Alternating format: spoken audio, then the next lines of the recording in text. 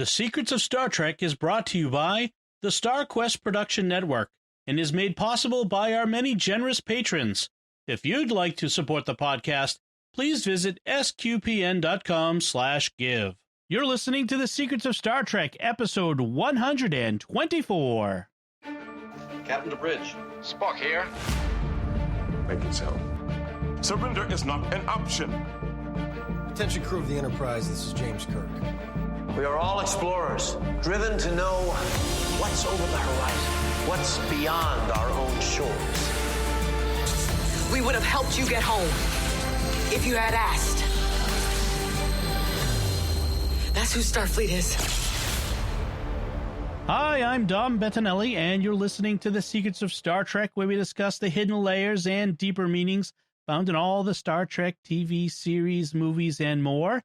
And today we're discussing the Star Trek Discovery third season premiere, That Hope Is You, Part 1. And also known as Getting the Band Back Together, Part 1. Exactly. I was going to say Andromeda redone. Yeah. Oh. Yeah. Or, well, I'll come up with other fun names in a sec. But first, joining me today on the panel, as always, are Father Cory Stika. Hi, Father Cory. How's it going, Dom? Good. And Jimmy Aiken. Hi, Jimmy. Hi, how's it going? Very well, thanks. First, folks, remember to like The Secrets of Star Trek on our Facebook page, facebook.com/StarQuestMedia. Be sure to follow us on Twitter, where we're at SQPN, and share the show with your followers there. And be sure to leave us comments and let us know what you think of our discussion and of the show. So we are back in Star Trek Discovery, new episodes. This is the first new episode of Star Trek Discovery in more than a year. Which is kind of hard to believe, but yeah, it's been more than a year since the finale of season 2, and we are back. We have moved on from the last season, which ended with the Discovery and Burnham separately jumping through a wormhole. We should probably recap a little how season 2 ended, because that's kind of important. So there was a rogue AI called Control that was really hot on getting its little tentacle claws on this data that the Discovery had gotten from an alien sphere. And in every scenario where Control gets that data, all organic life in the galaxy dies. And so after that became apparent to them, it was concluded the only way to save all the things is to take that sphere data out of our time. They can't just blow up Discovery for reasons. So they are going to take Discovery out of our time till after a Control is no longer a threat, so that some future generation can deal with their version of Control and the extinction of all life. And so using the Red Angel suit, Burnham opened a wormhole and flew through it, and then Discovery followed her. Right. Okay. The end. That's a perfect recap. That brings us right into this. This episode starts not with the Burnham coming through the wormhole, but it's kind of an interesting start. It starts with this man, we'll find out his name is... it starts with a bird. Well, it starts with a bird tweeting. Bird with a clock on it. Little holographic bird with a clock on it. Yeah, I love that. I want one of those for an alarm clock. That's actually kind of cool. See, I was going to say, I don't know if I'd want every alarm clock because it would annoy me just the chirping of the bird in general. Well, I have to say, my wife Melanie, that's her alarm clock sound, is chirping birds on her iPhone. So it would be no different for me. We see him... It's reminiscent of 2001. The opening. Oh, yeah, that. Also, it's reminiscent of the opening sequence in the miniseries Battlestar Galactica, where you've got the one guy going through his daily routine on a remote station. That's true. That's true. Yeah. But it's all, I was thinking it's reminiscent of the end of 2001. We have this very sparse room, this guy going through routine every day, no dialogue. And you have this, it's obviously much more futuristic than Discovery's time or even the TNG time, because all the furniture is made of utility fog. Utility fog, exactly, or a sort of nano thing. I like that they've imagined a future tech that's even more future. I'm kind of happy with that. And he has. We end that sequence with him sitting at his desk with a box with a Starfleet symbol on it, and he's looking at a holographic image of searching for signals. This map of the galaxy, searching for signals, and that's how that ends. We don't get an explanation at this point. Then we and then from his incredibly sparse internal environment, we are slap dab in the middle of a ridiculous space debris field again. Right. With a hull of some ship. It was a Starfleet ship, NCC something or other, debris floating around. And you have two ships, one running from the other, one shooting at the other. You have Cleveland Booker is the pilot of our hero ship, shall we say, where he's being chased by an orc from the Lord of the Rings Peter Jackson movie. Yeah. Yep. It's clearly inspired by one of those characters. And being accused of stealing cargo from Booker is accused of stealing cargo. We actually have seen the other alien race before in Star Trek. They show up in Deep Space Nine, for example. I forget their name, but we have seen them. Okay. I'll have to look that up afterward. So a wormhole opens up. Burnham comes flying out in her suit. She crashes into Booker's ship, and they both plummet out of control toward the surface. Because there is no space in space, so collisions are just inevitable. Well, and everything is within a couple of feet of everything else, because it takes no time at all for them to go from orbit to surface. Everything just happens so quickly in space. Well, of course, there's it gets the warning of the space-time anomaly, and instead of going away from it, he keeps steering towards it. Right. I did think that we had interesting ship designs here. And normally I don't care too much about ship designs, but for once it's something other than a saucer with warp engines, which even Klingon D7s look kind of, you got a little blobby thing, and then you got a section with two nacelles. Here, the guy has a flying egg beater centrifuge. Yeah, right. Yeah. And we get an explanation for why the ships look so different is because the technology for is going to be all different. We'll deal with that in a sec, but yeah, I do like the designs of both of these ships. So Burnham has to reboot the suit. Gosh, I mean, I've sat there waiting for my computer to reboot and thought it took forever. If I were plummeting to Earth while it's rebooting, it does really bring new meaning to the term a computer crash. Yes. Yeah, because the suit's defensive capabilities are not functioning, and she's going to die because the suit tells her fatal impact imminent. And so it's Sonequa Martin Green really sells the computer emergency system reboot line really well. Right. So let's talk. Panic. Let's talk about Michael Burnham in this episode, sort of in the overall sense, because I really she gets to act for once.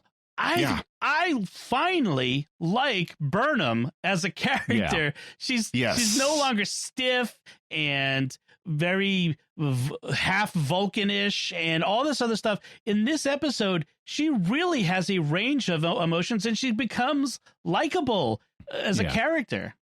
Yeah, I wrote down. They really downplayed her Vulcan upbringing. Right, and it's finally, she's actually being human. And it starts early on. I mean, we have the first emotion she gets to express for us is panic. Yes. And that works well. And then when she survives the crash, she gets out and she's talking to the angel suit, and she's like, scan for life. Is there life here anywhere? And the suit says multiple life forms confirmed. And she's like, yes, right. Because at that moment, she knows they completed their mission. They got the sphere data away from the rogue AI, and the galaxy got to live for at least another 900 years until the problem replicates all over again, because you haven't really dealt with it. Yes. And so we see that. And then she kind of reverts a little bit because Book attacks her out. He's like Mr. Attack people for no reason. Yeah. He's got some kind of cargo he's really keen on, and he thinks she wants it and just assumes she's trying to get it from him, even though she crashed into him in space and coming out of a time anomaly. And so they fight, and she gets to be a little more Starfleet. It's like, hey, I'm not fighting you, blah, blah, blah, blah, blah. But of course she has to, because that's a meaningless Starfleet ideology. If someone's attacking you, you do fight them back. but then when they, as we'll get into, they go to this spaceport and she gets sprayed with some stuff. Yeah. And I like the fact they never even give us a technobabble name for the stuff that she's sprayed with. Book at one point just notices she's different and says, they sprayed you with that stuff, didn't they? And she's like, yep. And what the stuff does is it's like a truth serum, but it makes her emotionally uninhibited and supportive of what other people want her to do.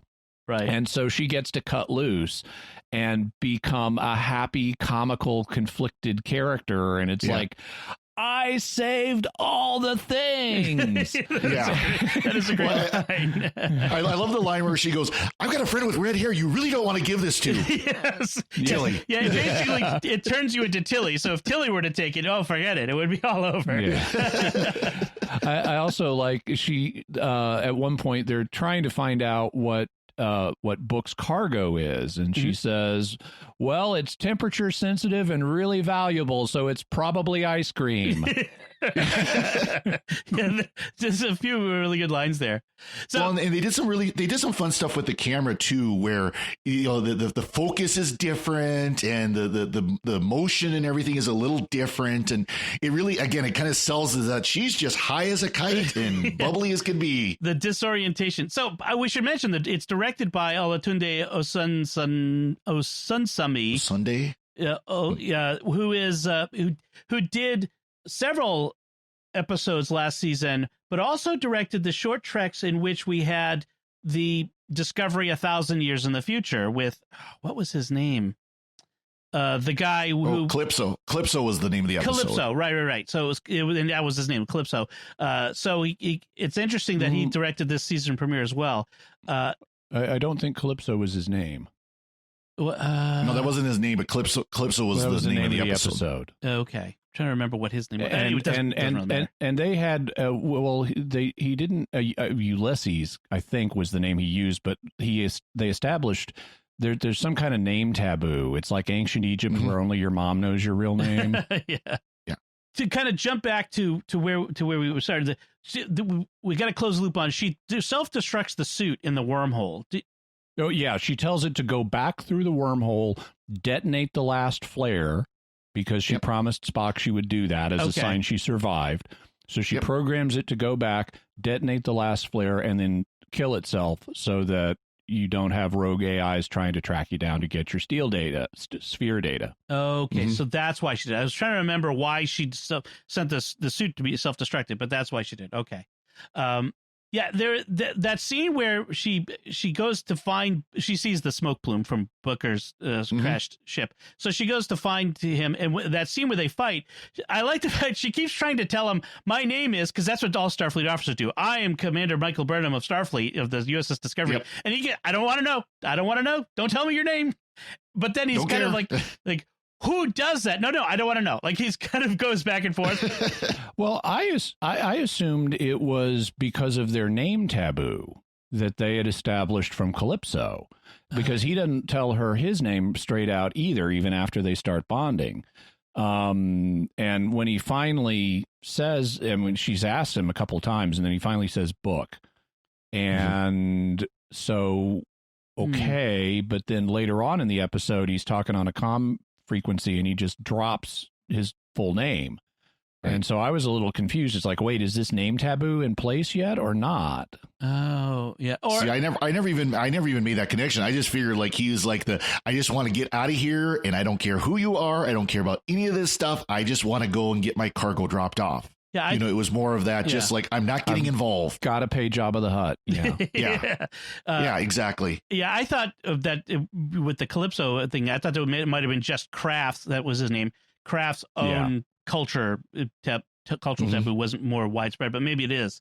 But we find out that his ship uses quantum slipstream instead of dilithium in a warp drive because, we find out that the Federation is gone, that there was something called the burn about a century earlier, the day when most of the dilithium in the galaxy exploded. Nobody knew why. I'm going to guess we're going to find out this season, maybe. Yeah. Or whether it would happen again. which if that happened, that they don't come right out and say it, but it would have destroyed every ship or nearly every ship that did that, and every civilization, which is every warp capable civilization, which is a nice explanation for setting up this. So there have been pitches like this before. Yes, for series. As Father mentioned, Andromeda was a series based on some notes Gene Roddenberry took that was basically after the fall of the Federation, you have a ship from the time of the Federation is putting the band back together and rebuilding the Federation. Correct. And there was another one, Bryan Singer pitched a series called Star Trek Federation that had that exact plot. Right. And now they're using it here, and I think it's been pitched other times too, but they're now using that here. But you need an explanation. You could explain, why has the Federation fallen? But then what did it fall to? Was it something more powerful? And why aren't we living under a galactic tyranny now? Well, it's because everybody's dilithium went boom. Right. Yeah. And so every warp capable civilization got taken down at once. I do think it's kind of interesting though with the cynicism of the Federation, like in Picard, there's a lot of cynicism there of where the Federation is going, that now they've like gone a complete 180 of that, and all of a sudden Burnham is like rah Federation, rah Federation. Well, that they've kind of turned that around. Now they've got more more the idealistic Federation of it's all about an ideal, and it's not about warp ships and all these things. It's yay Federation. Well, I think the analogy it's a stretch, but of the Roman Empire, that idea of the Roman Empire at its height, Pax Romana, the ideals and principles of the empire, and no one could imagine that it could fall, and it fell. And then in the Renaissance, hundreds of years later, 1,000 years later, you have the people return to this idea of the principles of the empire, the Roman Empire, and the glory of the empire, and this, idealizing it again. I think that's what they're kind of drawing on, that idea of she comes from a period of time when the Federation was at its peak of its ideals. By Picard, those that had slipped some, and now 1,000 years later, she's remembering only the best parts of the Federation. Right. I like how Book, in talking to her about this, is like, because she's wearing her Starfleet Delta comm badge, or it's not a comm badge yet, but she's wearing her Delta shield. And he's like, you're wearing one of those things, aren't you? That means you're one of those crazy, Federation fanatics. You're a LARPer. Yeah, it's like you're one of those Civil War reenactors, aren't you? I mean, you can't handle that it's gone, and the Federation is gone, and she's like, that's impossible. It's like, see what did I just say? You can't handle the idea the Federation is gone. That's impossible. Yeah. And so he kind of makes his point for him. How does this compare to the timeline? Because he also mentions at another point about the temporal wars, the time wars. Yep. How does it compare to the timeline in Enterprise? It actually fits. The temporal Cold War would have been before this. Okay. And so that's already had a chance to play out. And apparently the temporal Cold War got temporal hot. And in the wake of that, it was decided to ban all time travel technology. Okay, okay. That's one thing that came up. I didn't get a chance to check. Which also is important because it explains why Discovery's crew can't just drop off the sphere data and go back. Right, because there's no time travel technology. Yeah, right. It's to kind of promote another YouTube channel, but the Certifiably In-Game YouTube channel, he actually just recently put out a video where he goes through all these different timelines from Enterprise to this episode of Discovery to show how it really does fit well with all that. Good. Also, the blowing up the dilithium is significant as well, because as Star Trek IV: The Search for Whales taught us, among other shows, all you need to time travel is a warp capable ship. Right. And slingshot around a sun. And so it's been pretty clever. They've eliminated with dilithium and the end of the Time Wars, between the burn and the end of the Time Wars, they've eliminated the principal routes that the Discovery crew could take to get back to their own time. Right. Well, and we should mention too that they haven't completely eliminated dilithium, but because so much of it exploded, it's like 90% of it exploded. So there's only like these little remnants. You'll see there's one scene where Burnham's grabbing just these shards of dilithium from this shop that they went to get more. So and dilithium was rare to begin with. Yeah. Right. Yep. And so now, instead of Voyager, which was lost in space, we have Discovery Season 3, which is lost in time. That's a good point. So Booker tells Burnham that he is a courier, and that and they're going to the town of, they're on the planet of Hema, going to the town of Requiem and what he calls the Mercantile, which is like a mercantile exchange, which is run by Orions and Andorians. And you have a hollow buyer. It's like a futuristic eBay. Hollow buyers and sellers make deals, and the couriers are paid with just enough dilithium to go make the pickup and drop off. So they're sort of an escrow service, shall we say, combined with UPS. Yeah, it seems that the Orions are the ones who are really running the mercantile, but they're using Andorians as bodyguards or security. Right. Yep. Yeah, there's a head Orion and a head Andorian that sort of working together that when they arrest Burnham. I like after they spray her with the stuff, she doesn't behave exactly as they expect, and the Orion says to the Andorian, "Have you changed the dosage again? I told you not to do that." Right, there's this odd couple there. So Burnham is going to the Mercantile with Book because she's looking for a subspace transceiver so she can try to contact Discovery. That's the Discovery was supposed to come through the wormhole behind her and didn't. So she's trying to find out where they are. So she's going to use her antiques of tricorder, phaser, etc., to trade for currency in order to pay for a subspace call. And Book gets her in. And she's going to pay Book with the tricorder. He betrays her. Like, oh yeah, just through this door. That's where the subspace array is. She walks through. Nope, that's the door to the vault. And she's like in a stasis field. And he steals the rest of her stuff from her. So we're getting the sense. This is a kind of a low tech stasis field. Yeah. To me, stasis field means time freeze. Right. And she's not time frozen. There's like a glowing electronic holographic lasso around her. Yeah, exactly. Yeah. And so we get this idea that Book is, he's the rogue, the Han Solo, the oh, he so wants to be Han Solo, or Malcolm Reynolds from True. Firefly. Yeah. So he's sort of that character, the lovable rogue, and he's not lovable yet. Not yet.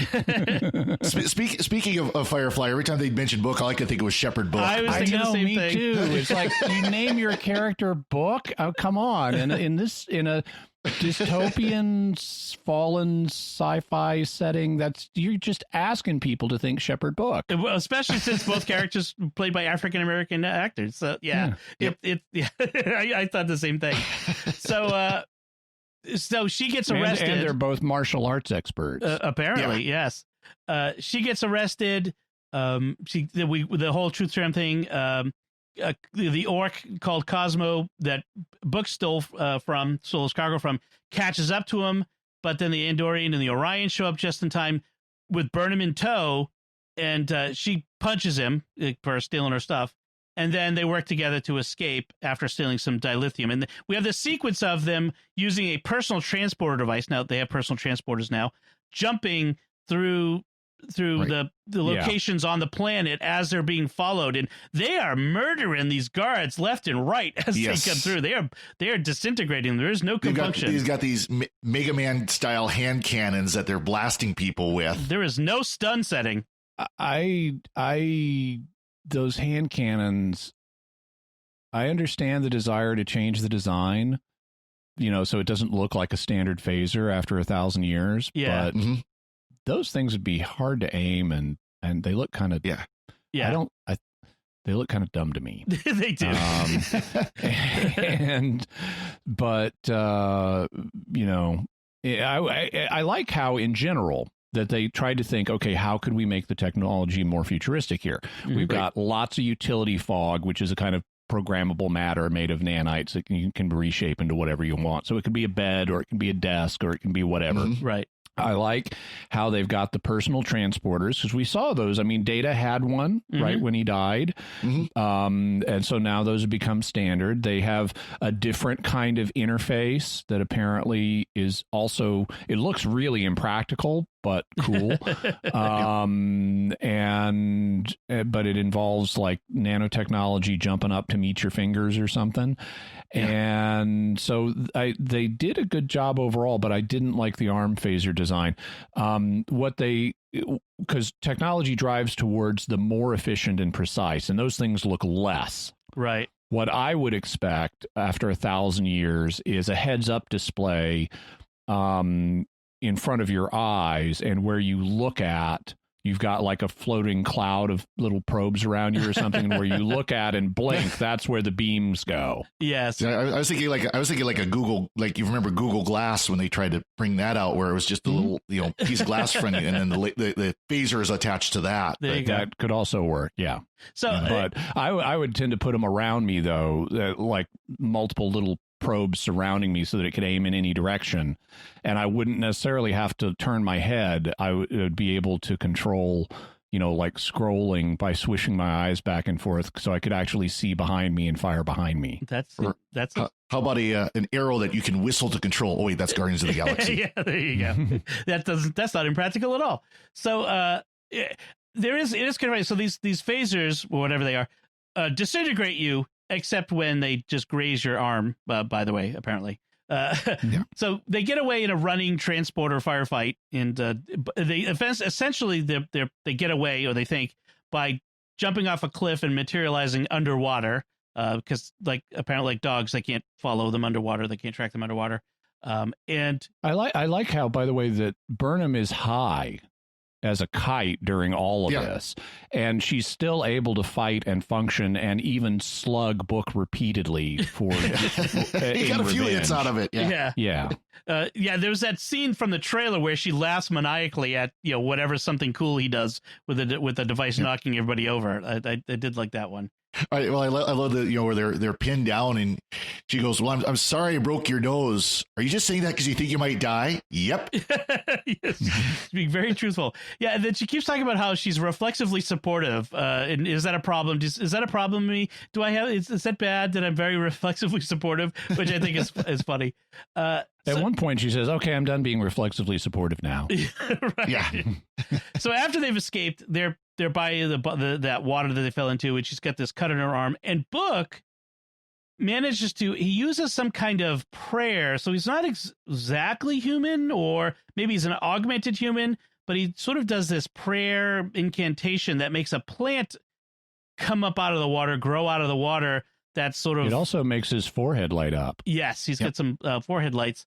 And it's sort of like an aloe sort of thing that he uses and applies it to the wound. It's got healing properties. So except unlike it's different than aloe vera. It's not soothing at all. It's like got alcohol in it. Yeah, it's like salt and alcohol. So they get back to his ship, and that's where they're surrounded again by the Orion, his Andorian partner, and some guards, among whom is a Lorian. So Lorians is the race that Morn from Deep Space Nine is. I mean, it could be Morn. I mean, we don't know how old it looked just like him. It just looked like him. If that's your headcanon, okay. Yes. Well, he survived, so I'm going to say that's Morn. So they're captured. He's forced to give an access code to the ship, which is Sticky.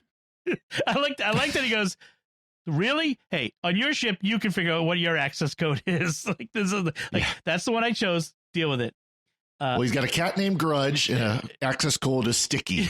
Yeah, it is a fairly easy hack for Sticky. So, even today, that would be considered too weak as a password. Right. And so they open up the cargo hold, and that's where his cargo is. And it turns out it's something called a transworm that it's a giant manatee slug crab. Right. Which is apparently endangered, but is also apparently edible. A delicacy. Yes. Yeah. And so it comes out, and their book tells Burnham, close your eyes, I guess, so they're not entranced. This makes no sense. Right. He tells Book to close her eyes, and then he closes his eyes. And okay, I read, and this is really not well written, because we never get a clear implication of what's with the eye closing. Because when they interact with it, they're inconsistent. Sometimes they've got their eyes open, sometimes they've got their eyes closed. I thought, my first thought was, okay, we need to close our eyes because it's going to unleash some kind of blinding attack. Right. And so we need our eyes closed for that. But it didn't do that. Instead, it just came out and started eating people. Yeah. And it's like, so is the close your eyes thing a signal, don't eat me, that we've arranged with it, or what? And then later they just call it a trance worm, but they never explain what the trance is. So on Memory Alpha, there's a theory that it puts you in a trance if you got your eyes open. Right. But if you got your eyes closed, and that's not a don't eat me signal, if you're just standing there with your eyes closed, you don't have to be in a trance. It'll eat you anyway. Right. Yeah. So, I was going to say, because, I mean, and like you said, Jimmy, they're inconsistent because they close their eyes, it starts attacking, and then they're sitting there watching it attack everything.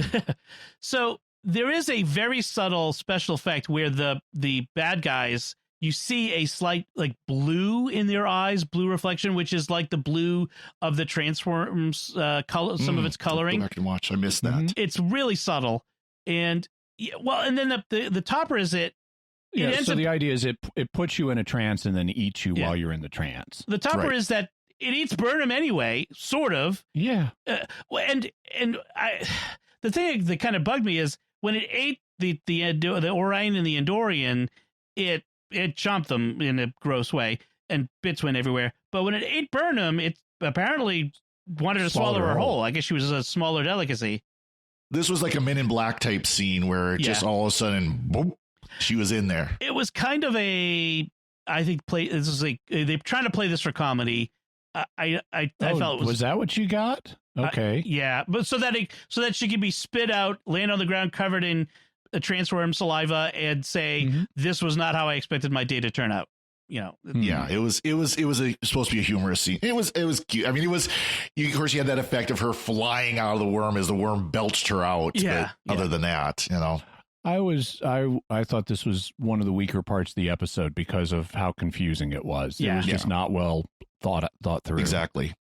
The final act of the show, they're on Book's ship. He reveals that what he does is he goes around and saves endangered species and brings them to a planet called Sanctuary 4. That's what he does. He saves, but because there's no one around, the Federation's no longer there to enforce the Endangered Species Act, which apparently still exists 500 years in the future, but has been enacted by the Federation. Yeah, so he's apparently from a family of hunters, but occasionally in his family line, instead of, and I guess they're really good hunters, but because they're linked to nature somehow, but in occasionally there's a mutation in his family line, or the right combination of recessive genes come up that you're an empath with nature, and that's what he is, which is why he can sweet talk the magic aloe alcohol plant, and also sweet talk the worm into spitting up Burnham and stuff like that. And so he's a rogue in his family. He's not welcome among the hunters because he's a bleeding heart liberal. Right. And by the way, it's Molly, the trans worm. Molly. The worm's name is Molly. And we did see the Endangered Species Act with the Federation back with the Gormagander. Right. Because that's why they brought it on board in the first place, was because it was under the Endangered Species Acts, and they had to get it to the Gormagander Sanctuary. That's right. Planet, wherever that is. Yeah. Burnham now it tries to use Book's subspace transceiver to contact Discovery, but was unable to. One thing they mentioned too is he says, I've opened up all the remaining subspace channels. So it sounds like one of the effects of the burn was to do damage to subspace as well. Right. Or at least the channels that they use to communicate via subspace. Yeah. Also, there have been other problems, like the Gorn apparently tried creating a wormhole and burned out 2 light years of subspace. Right. So he offers to take her to someone who can help her look for the discovery. It's a courier waypoint, so the couriers use it. That used to be a Federation subspace relay. It's all, like everything else, apparently is all damaged and got debris of ships around it. And there's another Civil War reenactor there. Yeah. It's the guy from the beginning of the episode who, as she enters his office, says, "Welcome to Starfleet. How may I help you? What's the nature of your emergency?" No, how may I help you? That would have been great. Yeah, and she reveals, "I'm a Starfleet officer," and he offers to help her. There's no signal from Discovery, but he tells her, "Well, but that's because I'm cut off from other sectors. There's no way." To tell, I forget how many sectors, 600 light years, I guess. It's like 30. Yeah. Sectors, 30 sectors cover 600 light years. He says he's got 2 Federation signals from ships in that area. So only two Federation ships left. So there is some kind of runt Federation left of some sort. But and he even says he doesn't know how much of the Federation exists outside of his 30 sectors, because he grew up and stayed on that station as his father and his grandfather did. Yeah, and that's a little problematic, because if he's got communication with some Federation ships, okay, let's link up and share data and make a new Federation Wikipedia so we're all clued in on what's going on that we can't directly see with our own sensors. Right. I mean, I suppose, again, if we would use the Roman Empire analogy, it's like the regional governor in Londinium who's been cut off from Rome after Rome fell or whatever, and that sort of thing. But there's no signal from Discovery, but that doesn't mean it's not there. It's just could be far away, or they point out could still be in the wormhole to appear tomorrow or in 1,000 years. So we kind of have this suspension here, this tension that we have to carry with. Yeah, till next episode. Right. So the man says, Sahil tells Burnham that he's not a commissioned officer in Starfleet because, like his father and his grandfather, there was no one to commission him, and he's been waiting for 40 years. Apparently, it's kind of like you can't baptize yourself. Right. Yeah. He's waited for 40 years for someone to walk through that door, to tell him he hasn't been waiting in vain, and to hang the flag up, because only a commissioned officer in the Starfleet can hang the flag, unlike in America, anybody can hang an American flag. So, Unfortunately, Burnham instead walks up to him and says in a sexy manner, "Are you human?" And then a couple of Cylons walk through the door. and that's a different show. So he tells her, "I've been waiting in hope, and that today that hope is you," which is where we get our title of the episode. She gives him a field commission as acting communications chief, since she's the highest ranking Starfleet officer in 600 light years, apparently. That she knows about. That she knows about. Yeah. And we end with the line, "Hope is a powerful thing, and sometimes it's the only thing."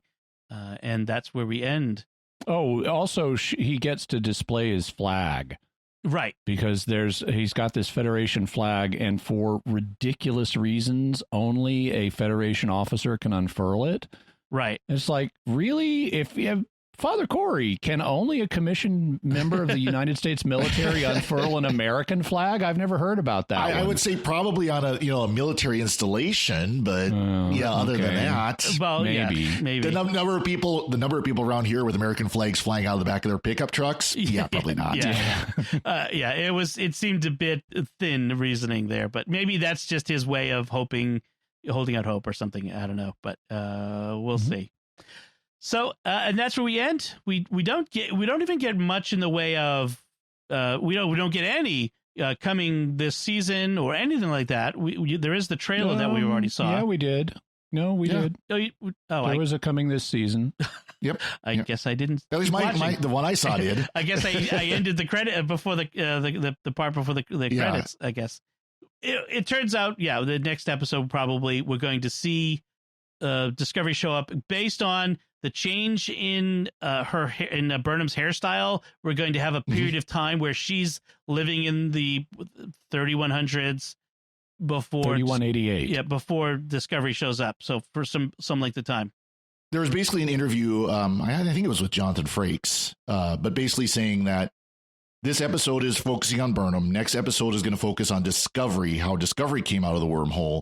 And then the third episode is where they get merged, where the two come together. That'll be and then we have the last 10 episodes of the season of Discovery doing the Discovery things, saving the Federation again and whatever else. Saving all the They things. do, and from the overall dialogue, they do indicate they're going to be investigating the burn, which frankly, I would have been fine with them leaving that a mystery, but they're not gonna. Yeah, something caused the burn, and therefore they're going to. And that'll probably be connected to how the Federation will be reestablished or something. Right, there'll be a new Federation after, new foundation. One bit of news is that it's already been announced that they are going to do a season 4. So there is a season 4 coming. So that's one piece of good news. Father Cory, anything left to say about this episode? Only thing is, we mentioned the quantum slipstream drive. That was, that does come from Voyager's Timeless episode. And of course, they've obviously perfected it so that they're not crashing the ships into an icy planet and having to go back in time and fix the problem. Right. So that's a good thing to see. Yep. Jimmy? A few little notes. I like the attention. There's a lot to like visually in this, even down to little details that they didn't have to do. Like when Burnham first crashes on the planet Heim, we get this close up as she's crashing of this little drama involving two insects where one bug eats another bug and then looks up to see her crashing. And it's nice. They didn't have to do that, but they've got the budget for it, and it's nice attention to detail. Then she and Book have to walk across these really cool blobby green geological landforms that look real, and I think are real. I think they just filmed it in an exotic location, but they look really cool. It adds visual interest. I like when she finally gets aboard Book's ship. He picks up his cat, which is enormous, and she says, "You have a very large cat." and I like that in part because when I was growing up, I had a very large cat. Friends would compare it to like a cat the Flintstones would own. Only mine looked different. Mine was a big orange male. I think it was a Maine Coon cat. In fact, that's what he has. They're big. A what? Maine Coon cat. It's a particular variety, but yes, they were big cats. Yeah. I didn't like, but fortunately it went by very briefly, and a lot of people I think would even miss it when he's talking about why they need to go to the mercantile to pick up Jane and Wash and get the dilithium. He says, "I'm space broke." Yes. And it goes by so fast. Unless you're really following the dialogue, you don't have a chance to register that he just uttered the phrase "space broke." Yes. Please not space everything. I only caught that. I only caught that because I turned the transcript on. Yeah. The closed captioning on, and it's like, really? Yeah. Last, and I can headcanon that to like, okay, he means I'm broke as far as what it would take to get us into space, right, or something. It's not like I don't have any credits. But I don't have what I need to get us dilithium.